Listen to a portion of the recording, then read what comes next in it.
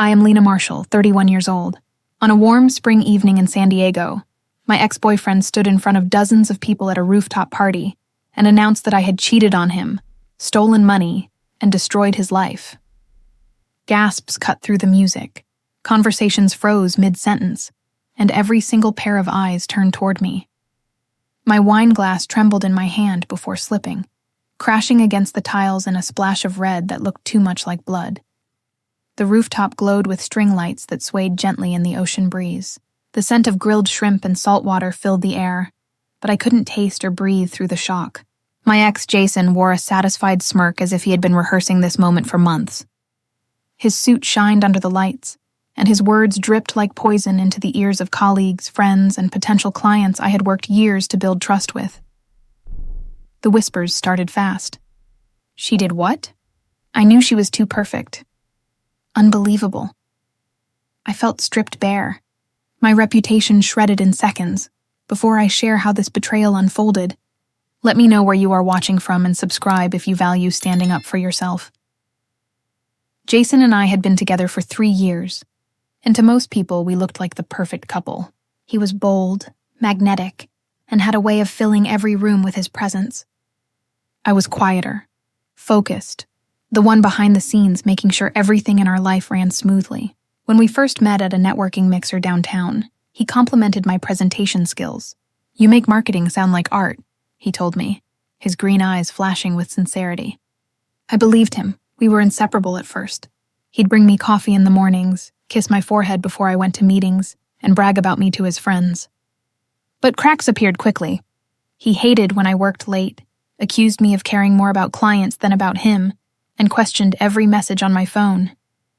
I thought it was insecurity, something love could fix. It wasn't. Jason was a master manipulator. He'd twist arguments until I was the one apologizing. He isolated me slowly from my friends, saying they didn't really like me, or worse, that they only used me for connections. I held on because I thought he needed me, because he convinced me no one else could handle his intensity. Then came the night I ended it. He had shown up at my apartment after drinking, demanding I quit my job because he wanted to move to Los Angeles to chase opportunities. When I told him I wasn't ready to uproot everything I had built in San Diego, he slapped my phone out of my hand and screamed that I was holding him back. That night I told him it was over. He cried, then begged, then threatened. I didn't waver. For the first time in 3 years, I stood firm. I thought leaving him was the end, but Jason was not the kind of person who accepted endings. A few weeks later, the invitations went out for a major networking party hosted by one of my clients. I knew it was important, a chance to strengthen partnerships and maybe land a new account. What I didn't know was that Jason had been invited too, through mutual friends, and what I never imagined was how far he would go to ruin me. At the party, I was in my element. I had just finished discussing a digital campaign with 2 executives when Jason took the microphone from the DJ booth. He looked stunning, confident, and when he said my name, the room hushed. "Everyone should know the truth about Lena Marshall," he began. "She pretends to be professional, but she's nothing more than a cheater and a thief. She cheated on me with multiple people while we were together. She stole money from our joint savings to fund her little projects, and she's been lying to all of you about who she really is." His voice rang across the rooftop, carried by speakers meant for music, now weaponized for humiliation. I froze. Every instinct told me to scream, to deny, to run. Instead, I stood paralyzed, my heart hammering against my ribs. A few people glanced at me, waiting for my response, but the damage had been done. Reputation is fragile, and in that moment, mine cracked like glass. I opened my mouth to defend myself, but the lump in my throat was too heavy. One of the executives I had been speaking to gave me a polite but stiff nod before walking away. Others followed, their whispers stinging worse than Jason's lies. My hands shook as I bent to pick up the shards of glass from my fallen wine glass, but really I was just trying to hide my face. "Is it true?" someone whispered nearby. She always seemed too good to be true. I wanted to scream, "No, it's not true." I wanted to demand proof, to drag Jason's skeletons into the open, but I knew in that moment I couldn't win. Not here. Not tonight. Instead, I straightened slowly, forced my shoulders back, and locked eyes with Jason. His smirk deepened. She thought he had destroyed me. He thought this was checkmate. Inside, my anger flickered alive, pushing past the humiliation. If Jason wanted war, he would get it. I wasn't going to let his lies become the story people remembered about me. I walked out of that party alone, the night air cold against my flushed skin, but my mind already racing. I didn't know how yet, but I would fight back. I would expose his lies piece by piece until he was the one left standing in the wreckage. What Jason didn't know was that I had spent my entire career building brands, crafting narratives and controlling how people saw them. She thought he knew how to manipulate perception. But I was about to show him what real strategy looked like. The betrayal cut deep, but it also gave me clarity. This wasn't just about reputation anymore. It was about reclaiming my voice, my dignity, and making sure Jason could never do this to anyone else again. And as I walked into the night, past the glowing skyline of San Diego, I made myself a promise. Jason might have stolen my moment, but I was going to take back the whole story. The days after Jason's accusations felt like walking through quicksand. Everywhere I turned, whispers seemed to follow me, twisting around like a poison I couldn't escape. At the gym where I worked, even clients I had trained for months glanced at me with uneasy expressions. Some still smiled politely, but I could tell from the way their eyes darted away that they were wondering if the rumors were true. My phone didn't stop buzzing that week. Texts from friends, half asking if I was okay, half fishing for confirmation of the lies Jason had spread. Social media was worse. Screenshots of a private argument between us, twisted out of context, were circulating in local groups. He made it look like I had manipulated him, drained his money, and left him heartbroken. The truth couldn't have been further from that, but truth rarely matters when drama feels juicier. I sat in my small kitchen one evening, staring at the dim glow of my phone as another notification popped up. It was from Sarah, one of my closest friends since college. "Hey Lena, I'm seeing some stuff online. Just tell me, what's going on?" I sighed and typed back quickly. "None of it is true. He's twisting everything to make me look bad." Her reply came fast. "Okay, I believe you. But you should know people are talking. You need to defend yourself before it gets worse." But that was the thing. I didn't even know where to start. The lies were spreading faster than I could react, and every attempt to explain felt like I was fueling his fire. The gym wasn't just my job. It was my sanctuary. I had built trust with clients, invested time into helping them reach their goals, and in return, they respected me. But Jason knew exactly where to strike. He had been a client once, showing up during his New Year, New Me phase. That's how we met. Sweat and laughter between sets, him cracking jokes to get my attention. Back then, I thought his confidence was charming. Now, I realized it was manipulation disguised as charm. By Friday, the fallout hit my professional life. My boss, Elena, called me into her office. She was a sharp woman in her 40s, always calm but firm, the kind of person you wanted on your side. "Lena," she said, folding her hands on the desk, "I've received some complaints. Apparently there are claims you've been unprofessional with clients, and in some cases taking money under the table." The word stung like a knife. "That's not true," I said quickly, my voice trembling. "I would never do that. You know my record here? I know," she interrupted gently, her eyes softening. "I've worked with you long enough to trust your character. But perception matters. People are talking, and it's affecting the gym's reputation." My chest tightened. "So what does that mean?" "It means," she said slowly, "you need to find a way to clear this up. Fast. I'll back you as long as I can, but rumors like this, they stick." I nodded, though my stomach churned with frustration. Jason wasn't just trying to hurt me personally. He was aiming to destroy everything I had built. That night, I called Sarah. My hands were shaking as I held the phone to my ear. Pick up," I whispered. Finally, she answered. "Lena, you sound awful. Have you eaten today?" "I'm fine," I lied. I don't know what to do anymore. Jason's turning everyone against me. Even Elena had to talk to me about it." There was silence on the line for a moment before Sarah spoke again. "Then you fight back. You don't let him control the story. If you stay quiet, people will assume he's right. I swallowed hard. And if I speak up, it'll just look like I'm being defensive. Not if you have proof, Sarah said firmly. Come on, Lena, you kept receipts, right? Messages, screenshots, you've got to have something. Her words sparked a small flame in me. She was right, I did have proof. Texts where Jason begged me for money. Messages where he admitted to cheating. Screenshots of him bragging to friends about using my connections at the gym to get free training. I had buried them in my phone, trying to move on from the pain. But now, I realized those receipts were my shield. Still, even with proof in my hands, I wasn't sure I had the courage to use it. The thought of airing personal conversations felt invasive, almost dirty. But then I thought of Jason's smug grin at that party, the way he relished in watching me crumble under his lies. No. Enough was enough. On Saturday morning, I met Sarah at our favorite cafe, a cozy corner spot with exposed brick walls and the rich smell of coffee beans filling the air. She leaned across the table as I pulled out my phone. Show me, she urged. I scrolled through messages, my stomach twisting as I revisited the evidence. Sarah's eyes widened as she read them. Lena, she whispered, this is gold. This proves everything he said was a lie. You have to share it.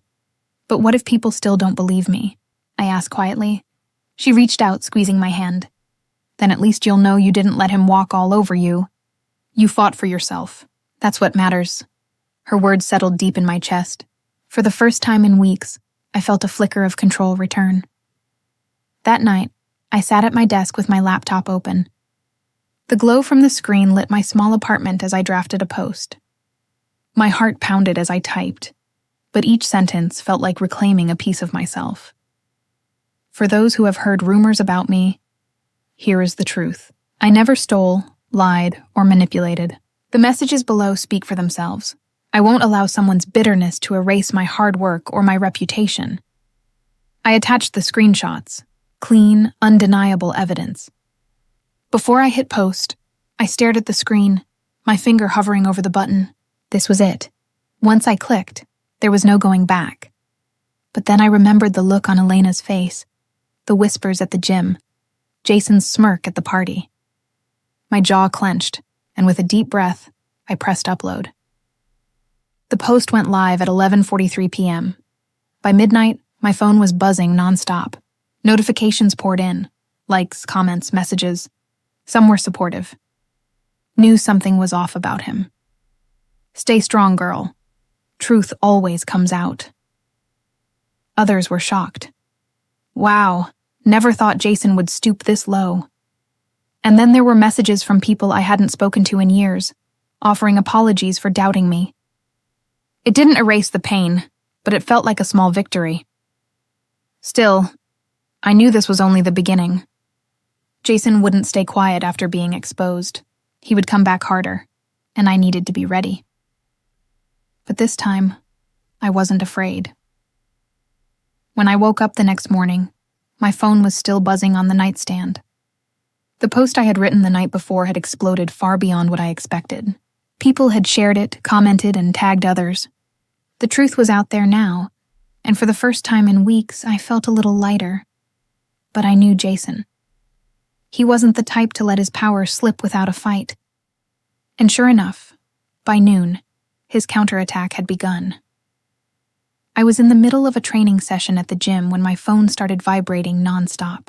During water breaks, clients whispered, checking their own screens. I caught fragments of their conversation. Jason's name, mine, words like liar and petty revenge. My stomach knotted as I finished the session and finally checked my phone. Jason had made his own post.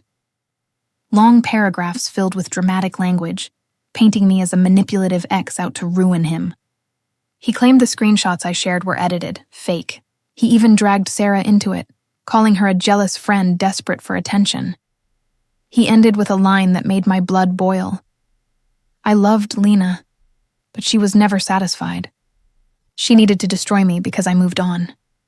I sat in the locker room, staring at the glowing screen, my hands trembling. My first instinct was to type a furious reply, but then I stopped. That's exactly what he wanted, to drag me into a messy online war. That evening, I invited Sarah over to my apartment. She arrived with takeout and her laptop, her eyes blazing with determination. "Don't let him get under your skin," she said, dropping the bag on my table. We knew he'd try something like this. Now it's about strategy. I sighed, collapsing onto the couch. "He's doubling down, Sarah. What if people actually believe him?" "Then we give them more reason not to," she said firmly. "You've got receipts? We'll organize them, timestamp them, make it impossible for anyone to deny. And we'll do it smart, not messy like him." Her calmness steadied me. We spent hours scrolling through old messages, emails, and even bank transfers that proved I had supported Jason financially when he was between jobs. Every piece of evidence was a nail in the coffin of his lies. By midnight, we had a folder organized neatly by dates. Sarah leaned back, sipping her soda. "He can scream fake all he wants. People believe consistency, detail, and patience. You've got all three." The next few days were a blur of tension. Jason kept posting, desperate to keep control of the narrative. Some of his friends joined in, commenting nasty things on my posts, calling me names, trying to wear me down. But for every cruel comment, there were 10 supportive ones from clients, acquaintances, even strangers who believed the evidence. Elena called me back into her office midweek. I walked in nervously, unsure what to expect. She gestured for me to sit. "I saw your post," she said, her tone unreadable. My throat tightened. "Am I in trouble?" "On the contrary," she said, a faint smile breaking across her face. "It was brave, and the response has been overwhelmingly in your favor. I've had clients reach out personally to say they support you. You've built trust here, Lena. Don't forget that." Relief washed over me so quickly I almost cried. "Thank you. I was so worried I'd lose everything." She shook her head. "Jason can shout into the void all he wants, but you've got integrity. That's something you can't fake." By Friday night, Sarah and I decided it was time for the next move. "He's spiraling," she said, scrolling through his latest rant. "You can't just defend forever. You need to take control of the story." "What do you mean?" I asked. She grinned. "We go public, live. A video, your face, your words. People connect with that way more than screenshots. Show them you're not hiding. Show them you're calm, collected, and not afraid." The thought terrified me. Posting texts was one thing, but sitting in front of a camera, baring myself to the world? Still, deep down, I knew she was right. Jason was hiding behind long, angry posts. If I spoke directly, people would see the difference. So Saturday morning, I set up my phone on a tripod in my living room. My hands shook as I adjusted the angle. Sarah sat across from me, nodding encouragingly. "You've got this," she whispered. I hit record. "Hi, everyone," I began, my voice shaky at first but growing steadier. "Some of you have seen the posts about me this past week. I want to set the record straight. Not with anger, not with insults, just with the truth." I explained calmly, showing a timeline of events. I held up my phone, displaying screenshots, walking through them with dates. I didn't yell, didn't insult Jason, didn't stoop to his level. Instead, I spoke about respect, trust, and how painful betrayal can be. At the end, I looked straight into the camera. I don't want pity. I don't want drama.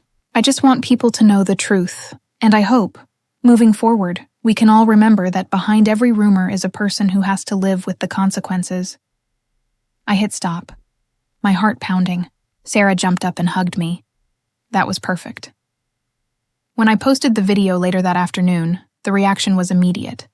Within hours, it had thousands of views. Comments poured in. "This is the calmest, most mature response I've ever seen. The evidence speaks for itself. Stay strong." Even people who had doubted me before started changing their tone. Jason, of course, tried to counter. He posted another angry rant, but compared to my composed video, his words looked desperate, almost childish. Slowly, the tide began to turn. On Monday, as I walked into the gym, I noticed the difference instantly. Clients smiled at me again, some even stopping to squeeze my hand and whisper, "We've got your back." One even said, "I saw your video. Don't worry about that guy. Everyone knows he's lying." For the first time in weeks, I felt like I could breathe again. But I knew Jason wasn't finished. His pride wouldn't let him back down so easily. And I was right. That evening, Sarah texted me a screenshot. Jason had announced he was taking legal action against me for defamation. I laughed bitterly. Legal action? With what money? Sarah replied, exactly, but don't underestimate him. Even empty threats can scare people. She was right, and as much as I wanted to dismiss it, I knew I needed to be ready for whatever came next. If Jason wanted a war, he'd get one. But this time, I'd fight on my terms. And this time, he wouldn't see me coming. The morning Jason announced his so-called legal action, I could barely eat breakfast. My stomach twisted like it was full of rocks, and every sip of coffee tasted bitter. I sat at my small kitchen table, scrolling through his post again, rereading the words defamation lawsuit until they blurred. It was the boldest move he'd made yet, and the comments underneath made it worse. Some people cheered him on, saying I would finally get what I deserved. Others warned him not to waste his money, pointing out that I had provided evidence. Still, the uncertainty gnawed at me. I called Sarah. She answered on the first ring. You saw it? I asked, my voice tight. Yeah, she said flatly. It's bluster, Lena. He doesn't have the money for a real lawsuit. He's trying to scare you. But what if he files something anyway? Even if it's baseless, I could end up drowning in fees. Sarah sighed. Then we'll find a lawyer who sees through his nonsense. But honestly, I doubt it goes that far. He's desperate. Her words calmed me, but only slightly. Fear still sat in my chest like an unwelcome guest. Later that day, I went to the gym to train a small group of clients. I forced a smile, but they noticed. Halfway through warm-ups, one of them, Mark, asked gently, You okay, Lena? You seem distracted. I almost brushed it off. But then I remembered something Elena once told me. People respect honesty more than perfection. Jason threatened me with a lawsuit, I admitted, shaking my head. It's not real, but it's stressful. The group exchanged looks, and then a woman named Lila spoke. Don't let him break you. We've all seen the truth. You're stronger than him. Their words hit me harder than I expected. Support came in small doses like that. Reminders I wasn't alone. That evening, Sarah and I sat at my laptop, researching. We found article after article about frivolous lawsuits, the kind that collapsed before they even reached court. See? Sarah said, pointing at the screen. This is him. Empty threats, smoke and mirrors. But deep down, I knew the stress wasn't just about money. It was about control. Jason had spent our entire relationship trying to control me. What I wore, who I spoke to, how I lived. Even now, months after our breakup, he was clawing at that control, refusing to let go. And I was sick of it. The real breaking point came a few nights later. I was scrolling through my phone when I stumbled across a private group chat screenshot someone forwarded me. It was Jason and a handful of his closest friends, men I'd once cooked dinners for, welcomed into my home. In the chat, they mocked me, called me names I won't repeat, and laughed about how easy it was to turn people against me. But one line froze me in place. Jason had written, "She'll crack soon. Just wait, she can't handle the pressure. Always was too emotional, too emotional." That was what he always said when I cried after he insulted me, or when I begged him to treat me better. Too emotional. I put my phone down and stared at the ceiling. My whole body shook, not from sadness, but from rage. For weeks, I had been playing defense, responding to his lies, proving myself over and over. But what if that wasn't enough? What if the only way to stop him was to stop letting him dictate the game? I whispered out loud. No more. The next morning, I walked into Elena's office before my shift. She raised an eyebrow when she saw my determined face. I need your advice, I said. What do you do when someone keeps trying to tear you down? She leaned back in her chair, thoughtful. You rise higher. You stop reacting to them and start building something so solid they can't touch it. Her words were simple, but they stuck. I realized I couldn't just expose Jason. I had to build myself stronger. Not just survive, but thrive in spite of him. That's when the idea began to form. That weekend, Sarah and I sat at my kitchen table with notebooks spread everywhere. If Jason thinks he can ruin my name, I'll show him he can't, I said, my voice steady. Sarah grinned. That's the spirit. What's your plan? I want to expand my training business, I said slowly. Not just sessions at the gym. Online coaching, programs, maybe even classes for women who've gone through situations like mine, building strength inside and out. Sarah's eyes lit up. That's genius. Turn your pain into power. Make your story part of your brand. We spent hours brainstorming, sketching ideas. For the first time since this nightmare started, I felt excited about the future, instead of afraid. Meanwhile, Jason's grip was slipping. His posts were getting more erratic. He recycled the same insults, repeated the same claims. People started mocking him in the comments, asking why he couldn't just move on. One afternoon, I received a message from a woman I didn't know. She wrote, "I used to date Jason years ago. Everything you're saying about him is true. He did the same things to me. Don't let him scare you, it wasn't just me. He had a pattern, and now people were recognizing it." But the final push toward my breaking point came when Jason showed up in person. It was late on a Wednesday evening. I had just finished a class and was locking up the gym when I heard a voice behind me. "Lena." I spun around and there he was, Jason, standing under the dim streetlight, his face half-shadowed. My heart jumped into my throat. "What are you doing here?" I demanded, clutching my bag tighter. "We need to talk," he said, stepping closer. I shook my head. "No, Jason, there's nothing left to say." His eyes flashed. "You think you can just ruin me and walk away?" "I loved you, Lena. I gave you everything." I laughed bitterly. "Everything? You gave me lies, manipulation, and betrayal. And now you're proving to the whole world who you really are." For a second, his mask slipped. His jaw tightened, his eyes cold. Then he forced a smile. "You'll regret this." I turned and walked away, my hands trembling but my spine straight. For once, I didn't look back. That night, I lay awake replaying his words. "You'll regret this." Once, those words would have broken me, but now they fueled me, because I realized something important. Jason was already broken. He was clinging to power he no longer had. And me? I was done playing his game. The breaking point wasn't the night he showed up. It wasn't the lawsuit threat or the nasty comments. It was this. Realizing I didn't need his approval, his validation, or even his acknowledgement. For the first time in years, I felt truly free. The morning after Jason cornered me outside the gym, I woke up with a strange clarity. The fear that used to wrap around my chest was gone, replaced by something harder, steadier. I wasn't going to wait for his next attack.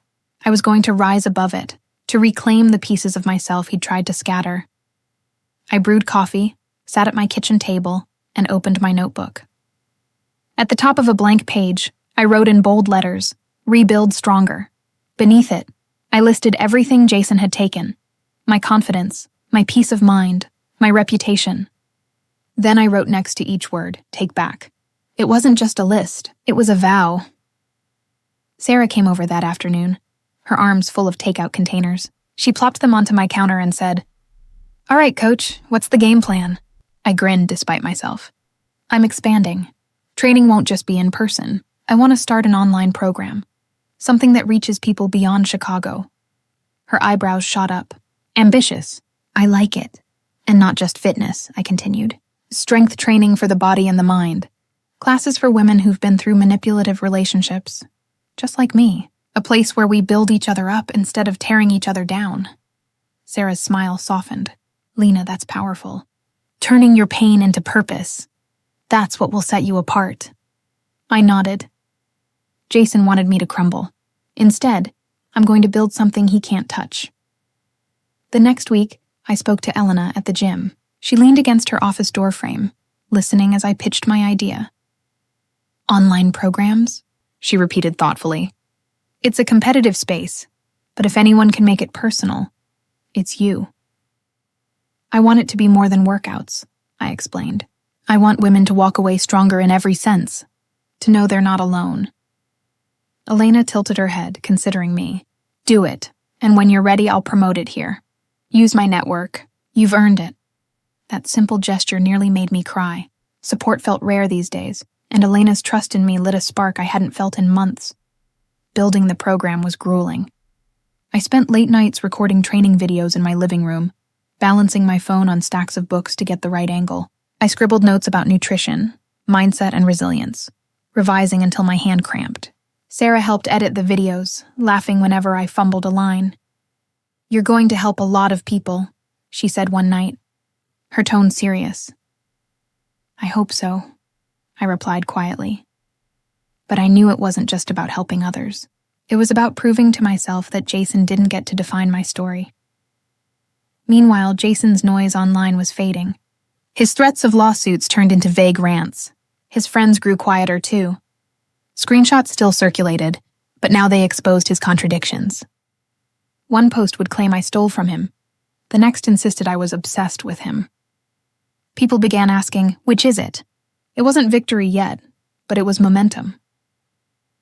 The turning point came when I decided to share my story publicly, not through defensive posts or endless receipts, but through my new platform.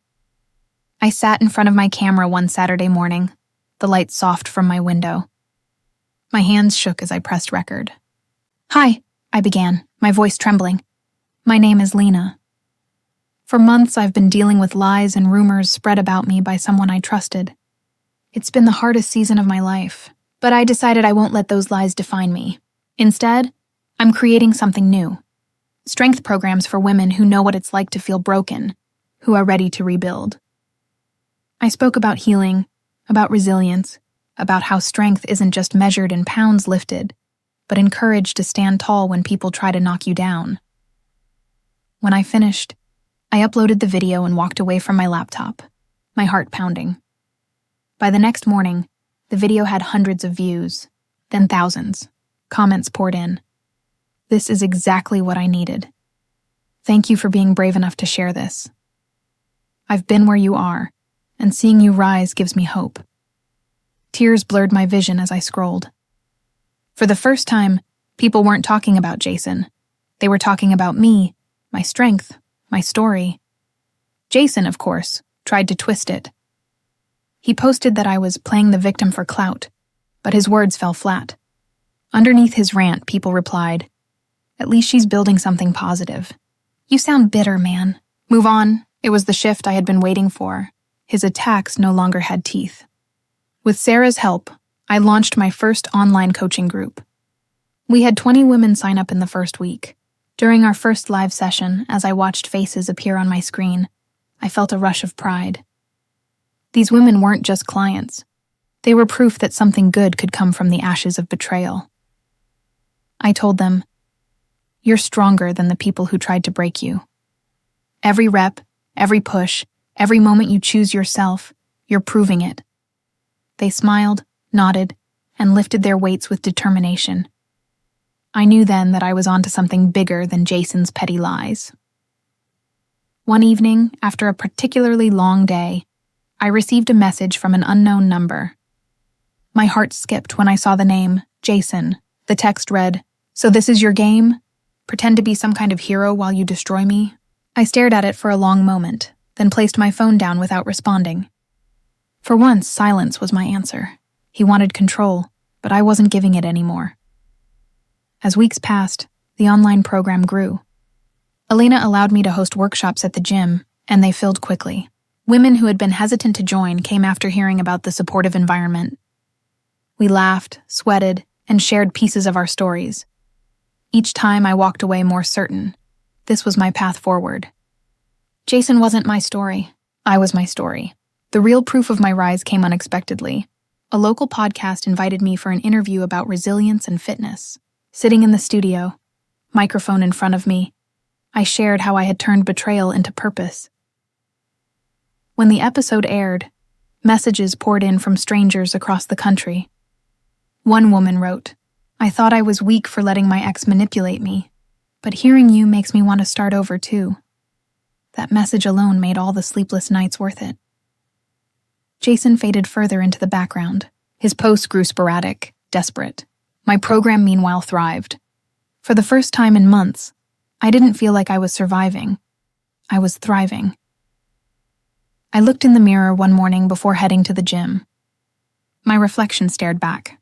Tired, yes, but strong. Stronger than the girl who once cried herself to sleep because of his words. I whispered to myself, "You rose from the ashes," and for the first time, I truly believed it. By mid-spring, I could feel the current shifting. It wasn't obvious at first, just small moments, whispers of change, but soon it was undeniable. The tide was turning, and for once it was in my favor. It started with the gym. One afternoon, as I wrapped up a class, 2 women I had never trained before approached me. "Lena, right?" one asked, adjusting her ponytail nervously. "Yes," I said with a smile. "Can I help you?" She exchanged a look with her friend. "We saw your video online, the one about resilience. It hit home for us. We wanted to join your next program." Hearing those words nearly stopped me cold. Not because I doubted my work, but because I realized people weren't just stumbling into my classes anymore. They were seeking me. Sarah and I celebrated over late-night pizza in my apartment. She raised her slice like a toast. "To you, V. From being dragged through the mud to becoming everyone's coach, mentor, and inspiration." I laughed, brushing crumbs off my sweatshirt. It still feels surreal. Like one minute Jason's spreading lies, and now people are lining up because of the truth. Her eyes softened. "That's the difference. He feeds off tearing people down. You build them up. That's why you're winning." Her words stayed with me long after she left. Jason, of course, didn't stay silent. His new tactic was claiming I had stolen his ideas. "She copied my concepts," he wrote in one post. "I told her about launching online coaching long before she did it. Typical." I read it on my phone while waiting in line at the grocery store. At first, my stomach twisted, but then I scrolled through the comments. "Bro, you don't even work in fitness. She's actually helping people. What have you done? Let it go already." For the first time, people weren't just ignoring him. They were defending me. I smiled, dropped my phone back into my purse, and bought my groceries with a lighter step. The biggest surprise came when Elena pulled me aside at the gym. "There's a conference next month," she said. "Fitness leaders from across the Midwest. I recommended you as a speaker." My eyes widened. "Me? A speaker? You've got a story, Lena, and a program that's working. They need to hear it." For a second, doubt crept in. What if I stumbled over my words? What if Jason showed up online to mock it? But Elena must have read my mind because she added firmly, "You belong there. Don't let anyone tell you otherwise." I nodded, determination building in my chest. "All right, I'll do it." In the weeks leading up to the conference, I worked harder than ever. My mornings started at 5 a.m., recording videos or planning classes. Afternoons were packed with in-person training. Nights, I rehearsed my speech in front of Sarah, who clapped like I was on Broadway no matter how many times I tripped over my lines. "You're gonna crush this," she said one evening, shoving popcorn into her mouth. Jason won't even exist in that room. I wanted to believe her. The day of the conference, I walked into the hotel ballroom with trembling hands. Rows of chairs stretched out before me, filled with trainers, gym owners, and industry leaders. The stage lights blinded me for a moment, but when I stepped up to the podium, I forced myself to breathe. "Hi," I began, my voice steadier than I felt. "My name is Lena, and I want to talk to you about strength. Not just physical strength, but the kind you need when your life feels like it's falling apart." I told them about betrayal, about rebuilding, about creating programs that weren't just about lifting weights, but about lifting each other up. When I finished, the applause roared louder than I expected. People stood, some even wiped their eyes. Afterward, trainers approached me with questions, with offers to collaborate, with stories of their own clients who needed what I was creating. I felt taller walking out of that ballroom, as if Jason's shadow had finally lifted. But he wasn't done. That evening, as I scrolled through my notifications, I saw Jason's latest attempt, a live stream rant. "She's milking a sob story," he sneered to the handful of viewers watching. "None of this is real. She's acting." I stared at the screen, then laughed. It didn't sting anymore. The tide had shifted, and he was stranded on the shore, shouting into the void. I closed the app, poured myself a glass of water, and went to bed.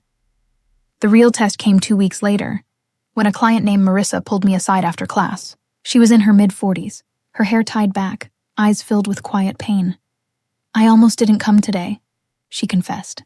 "I've been in a relationship where I was made to feel worthless. But then I watched your video, and for the first time in years, I felt like maybe I could get strong again, not just in my body, but here. She pressed a hand to her chest. Tears welled in my eyes. Marissa, that means more than you know. You're already strong. You showed up. That's the hardest part. She smiled faintly, and in that moment, I knew no smear campaign could ever erase what I was building. At home that night, I wrote in my notebook again. At the top of a new page, I scribbled, "The tide has turned." I listed the wins: new clients, supportive comments, the conference, Marissa's words. For once, the positives far outweighed the negatives. I thought back to the girl I'd been months ago, crying in the bathroom because Jason had posted lies. That girl didn't know this moment would come, when the truth would outshine every shadow he cast. One Saturday, while grabbing coffee, I overheard two gym members talking at the next table. "Did you hear what Jason posted this time?" one asked. The other rolled her eyes. "Yeah, but no one cares anymore. Lena's the real deal. He's just embarrassing himself." They didn't know I was there, but hearing it made me smile into my cup. The tide wasn't just turning, it had already turned. The final push came when Elena called me into her office again. "We're adding a new program to the gym," she said. "And I want you to run it. Full creative control," my breath caught. "Are you serious?" "As serious as it gets," she replied. "You've proven yourself, not just to me, but to everyone who walks through these doors." I shook her hand, overwhelmed. "Thank you for believing in me," she smiled. "You earned it." That night, I stood on my balcony, Chicago's skyline glittering in the distance. The air was cool, crisp, filled with the hum of the city. Jason's voice, his lies, his cruelty, they were fading echoes now. What remained was me, stronger, steadier, unshakable. I whispered into the night, "The tide has turned," and I knew deep down that I was finally free of his grip. I always believed people eventually show their true selves if you just wait long enough. For Jason, that moment came sooner than even I expected. By late summer, the city was buzzing with energy, street festivals, crowded parks, late sunsets painting Chicago in gold. Business at the gym was thriving. My online coaching program had doubled in signups, and for the first time in years, I felt steady. Jason, though, was unraveling. It started with whispers. A mutual acquaintance, Dana, ran into me at the grocery store. "Lena?" she said, lowering her voice. "Have you heard about Jason?" My stomach tensed. "What now?" She leaned closer, glancing around as if afraid he might appear between the aisles. "He's burning bridges. A buddy of mine hired him for some freelance marketing gig, said Jason missed deadlines, blamed the team, and then got caught lying about his numbers. Word's spreading, he's toxic to work with." I raised an eyebrow. "So people are finally catching on." Dana gave me a knowing look. "About time. The real crack showed online. His posts grew erratic. Some days he claimed to be an entrepreneur with elite clients. Other days, he ranted at length about betrayal, casting vague shadows that everyone knew pointed at me. One evening, Sarah shoved her phone under my nose. "Look at this." Jason had posted, "People love to pretend they're innocent, but they built their careers on my ideas. Funny how no one talks about that." I sighed, scrolling through the comments. Receipts or it didn't happen. "Stop being bitter, man. You're embarrassing yourself." Sarah smirked. "He's falling apart, V. Everyone sees it." I wanted to believe that, but part of me worried he'd find a way to spin it again. The breaking point came at an event neither of us could avoid. The gym hosted a citywide fitness expo, bringing together trainers, nutritionists, and health brands. Elena asked me to host a panel. The morning of the expo, as I pinned my name badge to my blazer, nerves fluttered in my stomach. But when I walked into the convention center, I was met with handshakes, smiles, and people calling my name like I belonged there. Jason was there too, lurking near a supplement booth, his charm turned up to full blast. At first glance, he looked polished, dressed in a fitted shirt and blazer. But when he spotted me across the room, his jaw tightened, and I knew the facade was cracking. During my panel, I spoke about rebuilding confidence after setbacks. The audience leaned in, taking notes, nodding. Afterward, a line of people formed, waiting to talk to me. As I posed for a quick photo with a young trainer, Jason stormed past, his voice loud enough for everyone nearby to hear. "Funny how she acts like a saint now," he sneered. "Ask her where she got half her ideas." The trainer beside me frowned. "What's he talking about?" I held my ground, my voice calm but firm. "He's trying to discredit me, but everything I've built myself." Jason's face reddened. He opened his mouth again, but a man from the expo staff approached. "Sir, we're going to need you to leave if you can't remain professional." Gasps rippled through the crowd. Jason sputtered, muttered something under his breath, and stormed out. For the first time, his mask had slipped in public, and people noticed. Later, as the expo wound down, Elena pulled me aside. "You handled that well," she said, her tone approving. I exhaled, tension draining from my shoulders. "I didn't want a scene." "You didn't create one," she said. "He did, and everyone saw it." Her words warmed me more than she realized. Jason thrived on manipulating perceptions, but that day, his armor cracked, revealing the bitterness beneath. 2 nights later, I received a message from someone unexpected. One of Jason's old friends, Kyle. "Hey, Lena. I know we haven't talked in years, but I need to apologize. I believed Jason when he painted you as the problem. Now I see the truth. He's been doing the same thing to everyone. Lying, twisting, burning people left and right." I stared at the screen, stunned. Kyle continued, "If you ever need someone to back you up publicly, I will. He's not who he pretends to be. None of us could see it until now." For a long time, I sat on my bed, phone in hand, realizing this wasn't just my fight anymore. Jason's lies weren't just about me. They were about everyone he touched. And people were waking up. The following week, his unraveling escalated. Clients he bragged about working with began posting disclaimers. "We are not affiliated with Jason. He does not represent our brand." Screenshots circulated of him sending aggressive messages to colleagues. His digital empire, once built on smoke and mirrors, was crumbling in real time.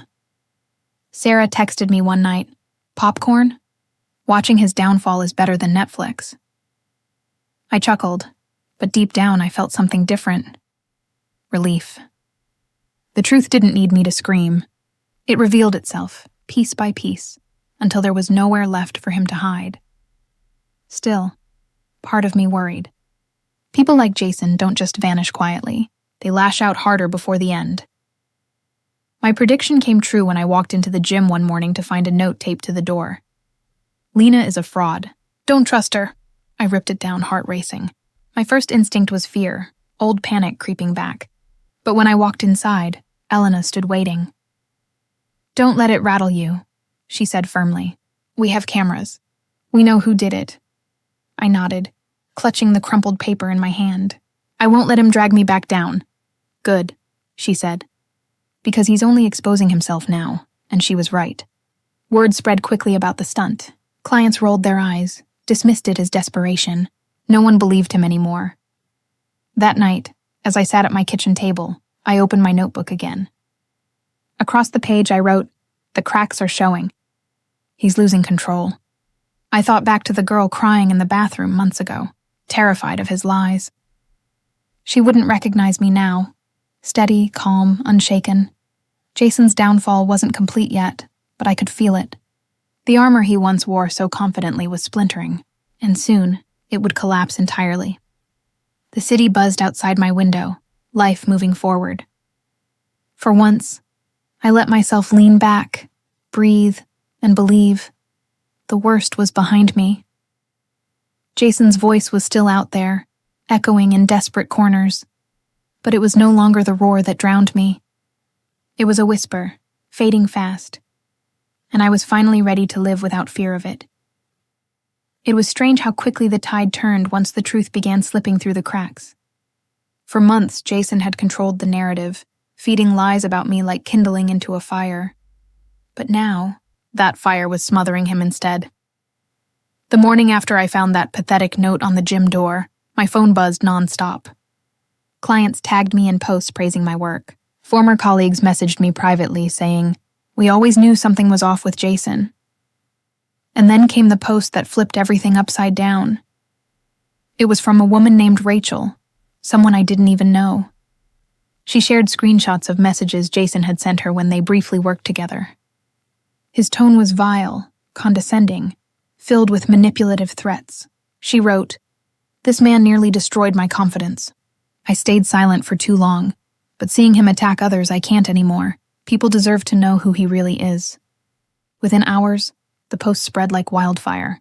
Hundreds of shares, dozens of comments, and every comment chipped away at the illusion Jason had spent years building. By mid-afternoon, Sarah barged into my office at the gym, holding up her phone. "Lena, you have to see this." I glanced up from my client schedule. "Another rant?" She shook her head, grinning. "No, it's worse, for him, at least." On her screen was a thread compiling stories from people Jason had wronged. Trainers, clients, even a couple of women he'd dated after me. Story after story painted the same picture. A manipulator who thrived on control until it blew up in his face. I sat back, stunned. "It's not just me," Sarah smirked. "Told you. He's been a parasite to everyone. People are just done covering for him." The weight in my chest lightened. For so long, I felt like the lone target of his venom.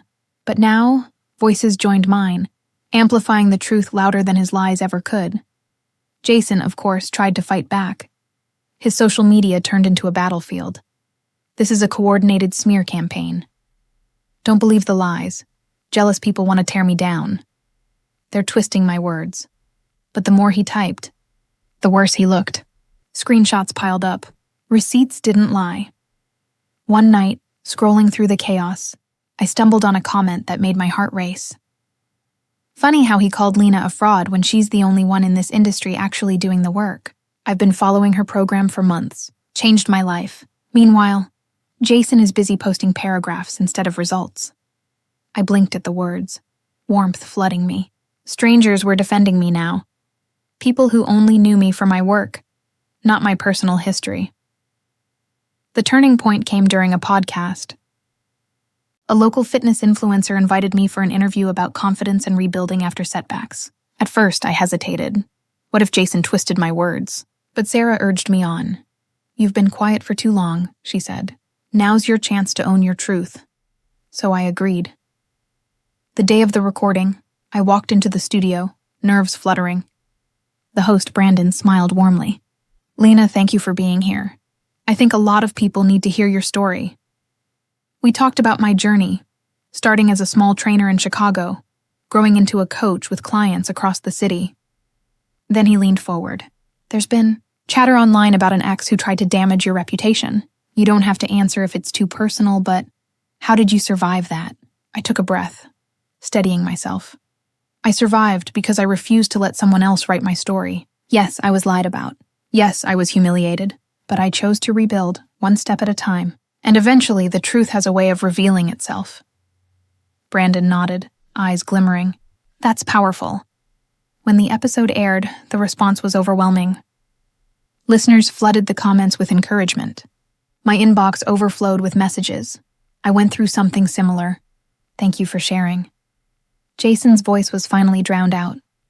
Not by me screaming louder, but by truth echoing stronger. A week later, I attended a networking event downtown. The hotel ballroom buzzed with energy, tables lined with fitness brands, laughter mingling with the clinking of glasses. As I mingled, a tall man approached me, hand extended. "Lena, right? I've been following your work. You've handled yourself with a lot of grace through, well, everything." I shook his hand, curious. "Thank you." "And you are?" "Josh. I run a chain of wellness centers. We're looking to collaborate with someone credible, someone people trust." My eyebrows rose. "Credible?" He smiled knowingly. "You stood tall while someone else fell apart. That says everything we need to know about your character." The deal that followed was the kind of opportunity I once dreamed about. While Jason spiraled online, I was signing contracts that expanded my reach far beyond Chicago. But Jason wasn't done lashing out. One evening, Sarah called, her tone sharp. "He just showed up at the gym." I froze. "What?" He demanded to talk to you. Elena told him to leave before she called security. My pulse quickened, but instead of fear, I felt something unexpected. Control. Did he cause a scene? I asked. Sarah chuckled. He tried. But people laughed at him. They literally laughed, Lena. I pictured Jason storming out, his pride shredded, his audience gone. For years he fed on drama, but now, no one cared. Later that night, I sat on my balcony, city lights glowing beneath me. For the first time, I let myself breathe fully, deeply. Jason's lies had nearly broken me once, but now the truth wasn't just out. It was louder, clearer, undeniable, I whispered into the night air, almost to myself. He can't hurt me anymore. And I realized I wasn't just saying it. I finally believed it. The weeks that followed cemented everything. Jason faded from relevance, his online rants ignored, his name now synonymous with failure. Meanwhile, I thrived. My programs grew, my reputation strengthened, and my confidence soared higher than it ever had before. The truth had spread, and with it, freedom. But deep inside, I knew one thing. His story with me wasn't entirely over. Jason might have been exposed, but people like him rarely disappear quietly, and when he made his next move, I'd be ready. The call came on a quiet Thursday afternoon. I had just wrapped up a session with a client when my phone buzzed with an unknown number. Against my better judgment, I answered. Lena. Jason's voice rasped through the line, low and uneven. For a moment, I didn't breathe. Why are you calling me? I need to talk to you. In person, please. I almost laughed. After months of slander, after every attempt to tear me down, he wanted to talk? No, I said flatly. There's nothing left to say. But Jason wasn't the kind to take silence gracefully. You don't understand. It's all falling apart. The gym dropped me, sponsors pulled out, and... His voice cracked. Everyone hates me. I need you to tell people it wasn't as bad as they think. My grip on the phone tightened. You want me to save your reputation after you tried to destroy mine? He hesitated. I made mistakes, but I cut him off. No, Jason, you didn't make mistakes. You made choices. You lied, you manipulated, and you tried to ruin me. That was intentional. He stammered something, but I ended the call. My hands shook, but not from fear. From power. The next day, I received an email from a journalist. Lena, I'm writing an article on accountability in the fitness industry. I'd like to interview you about resilience and rebuilding. Jason's name has come up, and I think it's important to share your perspective. The timing was uncanny. For a second, I hesitated. Did I really want to speak Jason's name again publicly? But then I remembered his desperate call. He was crumbling, but this wasn't about revenge anymore. It was about truth. I agreed. The interview was conducted in a small cafe downtown. The journalist, Ava, leaned forward. Recorder on the table. Lena, Jason claims this has all been exaggerated. How do you respond? I sipped my coffee, choosing my words carefully. Exaggerated? No. What he did was deliberate. He spread lies about me, tried to sabotage my business, and demeaned others in the process. What's exaggerated is his belief that there would never be consequences. Ava's eyes sparkled. And what do you want people to take from this? That integrity matters. In fitness, in business, in life. You can build muscles all day, but if you don't build character, it collapses eventually. Jason is living proof of that. The article went live 3 days later. Headline: Trainer rebuilds reputation while ex faces fallout. It spread quickly, and the comments echoed what I had been hearing for weeks. People admired my strength, while Jason's name became shorthand for arrogance. Jason, of course, didn't stay silent. He posted a long, furious rant accusing me of exploiting the situation for attention. She's painting herself as some kind of hero, he sneered in one video, but she's just bitter. She wouldn't be anything without me. But the comments didn't support him anymore. One user wrote, "Bro, no one believes you. Own your mess." Another, "Funny how she's thriving while you're crying on Instagram Live." I watched the video, not with anger this time, but with a quiet sadness. He was spiraling, desperate to stay relevant, but every word only dug his hole deeper. The reckoning became official, the day of the Industry Expo. It was the biggest fitness event of the year in Chicago, a place where trainers, brands, and athletes gathered. I was invited to speak on a panel about authenticity in the industry. As I stood backstage adjusting my blazer, I heard murmurs. Jason was here. I glanced through the curtain. Sure enough, he lurked near the back of the hall, looking smaller than I'd ever seen him. His once polished appearance was gone. Unkempt hair, a suit that hung loose. Sarah whispered beside me, "You ready?" I nodded, though my stomach churned. This was it. The moment our paths crossed publicly, for the first time since everything began. When I walked onto the stage, applause thundered. The lights blinded me briefly, but the warmth of the crowd steadied me. I spoke about truth, resilience, and rebuilding after betrayal. I shared how lies nearly cost me my career, but how choosing honesty and perseverance restored it. At the end, the moderator asked, "What advice would you give to anyone facing toxic people in their lives?" I looked out into the crowd, my eyes brushing past Jason. He froze, caught in the spotlight of my words. "Walk away," I said firmly. "Don't waste energy trying to change them. Focus on yourself, on your growth. Eventually, they'll face the weight of their own choices." That's the reckoning. The audience erupted in applause. Jason lowered his head, slinking out before the panel ended. That night, as I scrolled through messages from people thanking me for my words, I thought about Jason. He wanted me to absolve him, to protect him from consequences. But the truth was, the reckoning wasn't something I created. It was something he brought on himself. For years, he built his empire on arrogance and deceit. And like any structure without foundation, it collapsed. A week later, I ran into him by accident at a cafe near the river. He looked exhausted, dark circles under his eyes. When he saw me, he stiffened, then approached. "Lena," he muttered. "Can we talk?" I stayed seated, sipping my tea. "Go ahead." He sank into the chair across from me. "I lost everything. The gym, the sponsors, even my apartment. Diane left too." I met his eyes. "I'm not surprised." "I know I messed up," he admitted, voice low. "I thought I could control the narrative. But people saw through me, and you came out stronger." For a fleeting moment, I saw the man I once knew. The confident trainer I admired before his ego consumed him. But pity didn't erase the past. "You wanted to ruin me," I said quietly. "But you ruined yourself." He nodded slowly. "Guess I did." We sat in silence. Then he whispered, "Do you hate me?" I paused. "No, I don't hate you, Jason, but I don't trust you either. And that's something you'll have to live with." He swallowed hard, then stood. "Take care of yourself, Lena." As he walked away, I felt an unexpected peace. This was the reckoning, not revenge, not triumph, but closure. That night, as I journaled in bed, I realized something. The reckoning wasn't about punishing Jason. It was about reclaiming myself.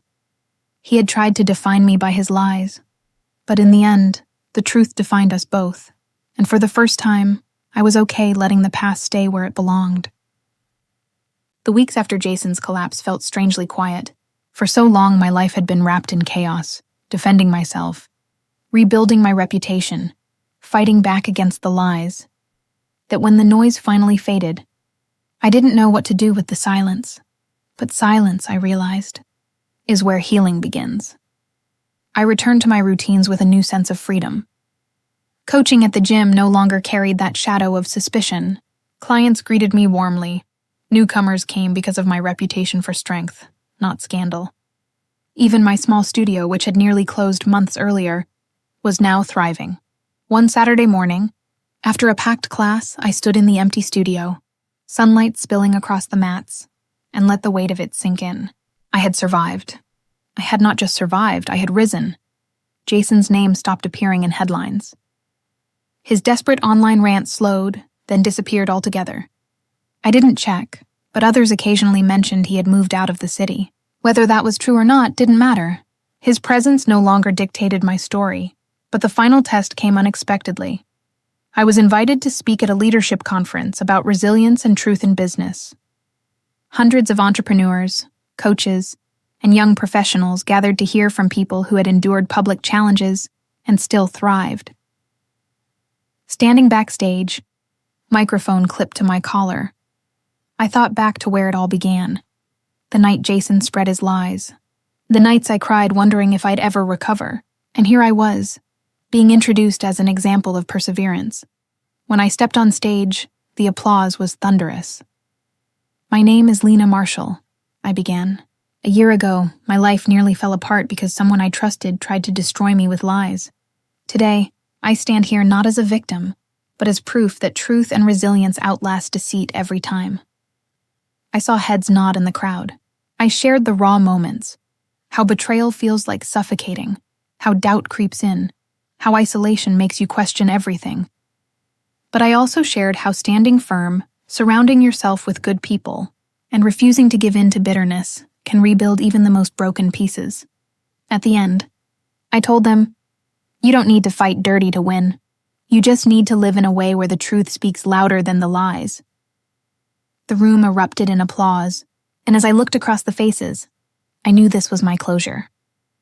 After the conference, a young woman approached me, maybe 22, her voice trembling. "Lena, I'm dealing with something similar right now. A former friend is spreading rumors, and I feel like my life is over. Hearing your story, it gives me hope." I squeezed her hand. "It's not over. Don't let their lies become your truth. You decide who you are, not them." Her eyes filled with tears, but she smiled. "Thank you." Walking away, I realized something important. My story wasn't just mine anymore. It belonged to every person who'd been betrayed, dismissed, or broken down by someone else's cruelty. By surviving, I was showing them they could too. A few weeks later, I went for a long run by Lake Michigan. The city skyline glistened against the water, the waves lapping against the shore. My breath came steady, my body strong. But it was my heart that felt lighter than it had in years. At one point, I stopped and looked out over the lake. "Jason," I whispered to the wind, though I knew he'd never hear it. "You don't own my story anymore." "I do." And with that, I let it go. The anger, the bitterness, the ache of betrayal. What remained was clarity. Healing didn't mean forgetting. It meant I no longer bled when I thought about the wounds. And in their place, I found strength, deeper and sharper than before. Jason would carry his mistakes. That was his burden. Mine was different. I carried my lessons, and I promised myself I would use them to build, not to destroy.